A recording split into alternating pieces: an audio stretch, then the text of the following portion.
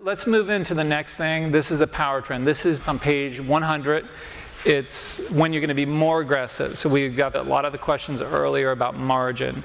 We didn't test this out with margin because we just didn't come to the conclusion that we wanted to teach margin yet within market school. Not that it's a bad idea, but this is a time where it would be logical to use some margin during a power trend. But let's go over what it does because it changes a lot of the moving parts. What turns it on? The 21-day moving average is above the 50-day average for at least 5 consecutive days without having an S9. So remember, the S9 was a break below the 50-day that wasn't a shakeout. You have to have 5 days of that 21-day being above your 50 without having an S9. Then the index has to close up or flat on the day. When we were doing some testing of the power trend early on, a lot of these things are longer term items, and the power trend would turn on a down day, and it just didn't make sense to have something that's more aggressive happen on a down day, so we put that in there to be in line with the way Bill trades. The 50-day moving average is in an uptrend for at least 1 day. We talked about how Charles did a lot of study work on the 50-day moving average being an uptrend and how significant it is. And then the index low has been above the 21-day moving average for 10 consecutive days. So the index low has to be living above that 21-day moving average.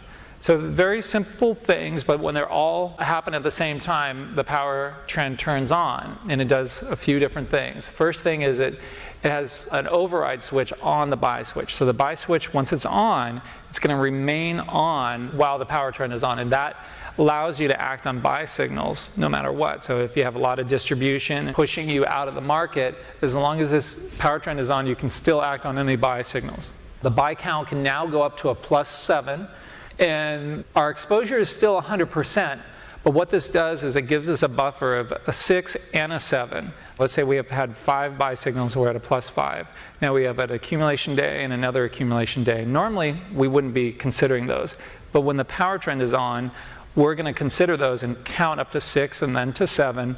And what it does is allow negative signals to not be acted on. So you could be in this powerful move, you get some distribution, and you're disregarding it because it just goes from a 7 down to a 6 and a 6 down to a 5 before you have to take any action. Don't act on anything higher than a +5. This rule was created to provide the buffer to keep you invested significantly or during a significant uptrend. So we're going to start counting additional buy signals from the point that the power trend turns on. So we're not going to go back and retroactively look at those buy signals. Is once you have enough evidence that the power trend goes on, then we're going to go ahead and start counting beyond 5. Once the buy count is at a +2 or higher, so just because the power trend goes on doesn't necessarily mean that you're at a +2. But once you get up there, that becomes our floor. So it allows us some of the rules that might trigger you to sell down to 30% or even to 0. This floor of +2 or 55% is in. And this really goes along with how Bill has talked to both of us over the more recent years. Is he doesn't like us backing all the way out to cash unless it's really evident or really early on a follow-through attempt. He said various percentages at different times, but it's pretty much in that area of the +2 or 55%. So the conditions that turn the power trend to under pressure, so not off, but under pressure, an S2, a minor low, so a failed rally attempt. So that's when you're in an uptrend and you have enough distribution that you need to look for a follow-through day to reset distribution. And if it fails from there, it's going to put this under pressure. It's not going to turn it off. An S13 that Charles talked about, so a lot of distribution in a short period of time, that will put this under pressure. Now, when the power trend is under pressure, is in an under pressure position with the floor, the maximum exposure is reduced to 5, so it's no longer 6 or 7, and the floor is reduced to +1 before any signals are applied. I know this all sounds a little confusing. Once you look at the chart, it'll really come together. So there's a few more things here.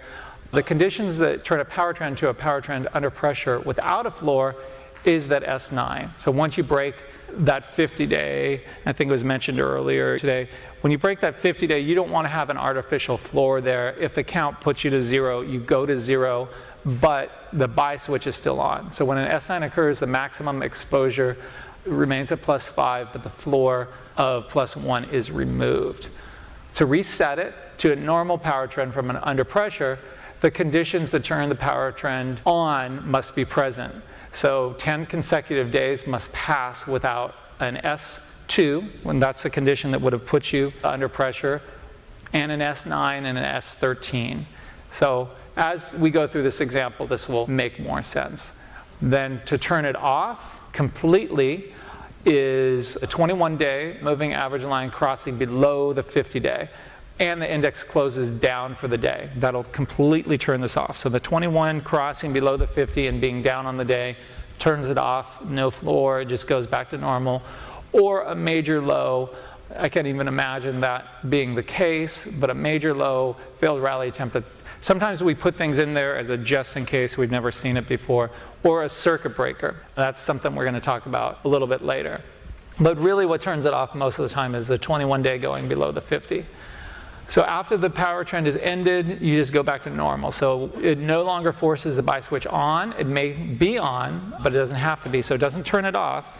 The buy count is reset to +5, and there's no floor. So basically, when the power trend is off, you just go back to the normal rules. And let's go through some examples, and I think you'll see what's going on. So this is on page 101.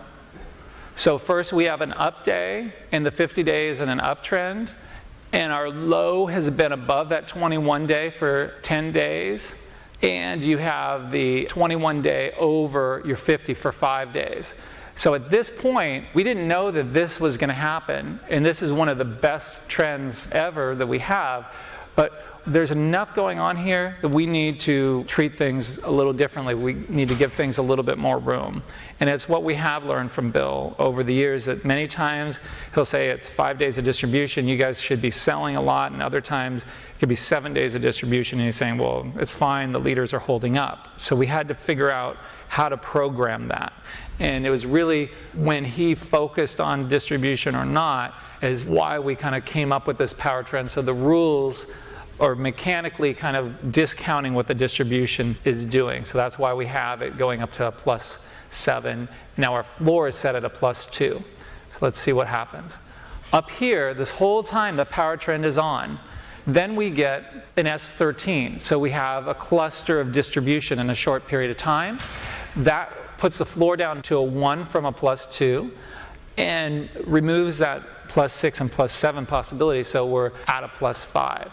It's not turning off the buy switch, it's not doing anything else. Now at this point here, the power trend resumes because we had all those things happen. We haven't had an S13, all the things that we're looking at, the 50 days in an uptrend, it's an up day, and you've got 10 days where your low is above your 50-day.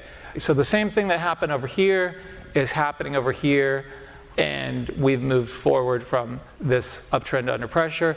It only lasts a little bit longer. Then we get an S9, which is a big deal, is that we're breaking through that 50-day. So we're going to put that power trend under pressure without the floor. So if our signals tell us to go to 0, we're going to go to 0. But our buy switch is still going to be on, so we can act on buy signals. So it turns power trend under pressure without a floor. And then let's see what happens. At this point, our market exposure goes to 0, so we're out of the market. But we can still act on buy signals until the power trend goes off. That's the beauty of it. So if the market were to just turn right back around, you don't have to wait for a follow-through day before you start getting back in. And that's very, very key in choppy uptrends. Now the power trend ends on this day because this 21-day has finally come back through the 50-day. So it's been above it this whole time. And so that's what we were recognizing early on, that this might happen. It doesn't happen like this all the time, but this might happen, so we're going to be more generous and staying in the market deeper. We get some clustering of distribution. This slows us down a little bit, puts the floor at a +1 instead of a +2. Then it resumes because we think we're going to continue another one of these, but it doesn't happen right away. We get an S9, that's a breaking of the 50-day. It's removing that floor completely. So the floor that we had here is removed, but our buy switch is still on. We're out of the market. We can act on buy signals. We don't get any buy signals. That power trend turns off right there because it's a down day and the 21-day is below the 50-day. If this day never happened, if it was up a little bit, that power trend would have stayed on until you had a down day and the 21-day was underneath the 50-day. All right, so let's look at another example. This is on page 102. So the power trend is going on here. We have all the same things that it triggered before, the 50 days in an uptrend. You have an up day, you have 10 days where your low has been above your 21 day, and you have 5 days where your 21 day has been above your 50. Now it doesn't end up being as long as the other one. The power trend goes on, and then let's look at what happens. It goes on over here, then here we get a clustering of distribution.